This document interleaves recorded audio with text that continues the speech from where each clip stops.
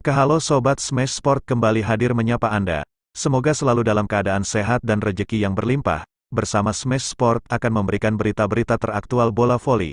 PBVSI tuai kritik pedas. Berbenah ataukah nyaman dengan prestasi bawah? Berikut berita informasi update-nya untuk Anda.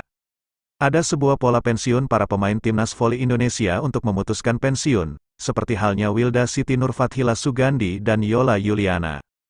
Pola mengkritik PBVSI bisa menjadi awal dari langkah Rifan Nurmulki menanggalkan jersey merah putih dan memutuskan pensiun dari timnas voli Indonesia. Sebelumnya hal itu juga dilakukan Wilda Nurfathila Sugandi dan Yola Yuliana sebelum mengambil keputusan pensiun memperkuat merah putih. Rifan Nurmulki menjadi bahan gosip panas di kalangan volimania Indonesia. Hal itu dikarenakan Rifan tidak masuk skuad Asian Games 2023. Ada beberapa hal yang dinilai janggal atas pencoretan Rifan Nurmulki dari skuad timnas voli putra Indonesia untuk Asian Games 2023 di China. Sebelumnya, pihak PBVSI telah menyampaikan bahwa sang pevoli tetap masuk skuad Asian Games. Pengumuman itu terjadi setelah Federasi Bola Voli Indonesia memberikan izin kepada Rifan absen membela Indonesia di Asian Women's Volleyball Championship 2023. Rifan Nurmulki tak ikut memperkuat Indonesia di kejuaraan voli Asia 2023 karena mengurus proses pengunduran diri dari polisi dan ingin menemani istri bersalin. Namun terbaru dalam rilis skuad Asian Games 2023, PBVSI tidak mencantumkan nama Rifan Nurmulki. Sontak kondisi ini menjadi tanda tanya besar apa yang sebenarnya menjadi alasan PBVSI mencoret Rifan. Spekulasi bahwa Rifan akan mengikuti jejak Yola Yuliana dan Wilda Nurfathila pensiun dari timnas pun mencuat di kalangan volimania. Pasalnya pola Wilda dan Yola pensiun mirip dengan langkah dari Rifan di mana sebelumnya sempat mengkritik PBVSI.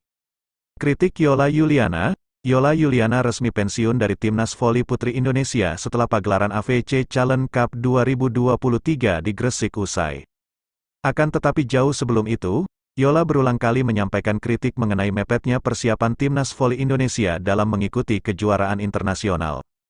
Dan kritik itu kembali terulang saat Yola hadir sebagai bintang tamu pada acara Bahkan Voli yang digagasi oleh public figure yakni Vincent Rompis dan Dedi Mahendra atau Desta. Dia menyebut persiapan Bahkan Voli yang dilakukan para selebritas jauh lebih lama yakni 1 bulan ketimbang TC di level timnas. 1 bulan, persiapan itu bagus. Kita timnas latihannya cuma 2 minggu, kata middle blocker timnas Indonesia itu dalam preview pertandingan.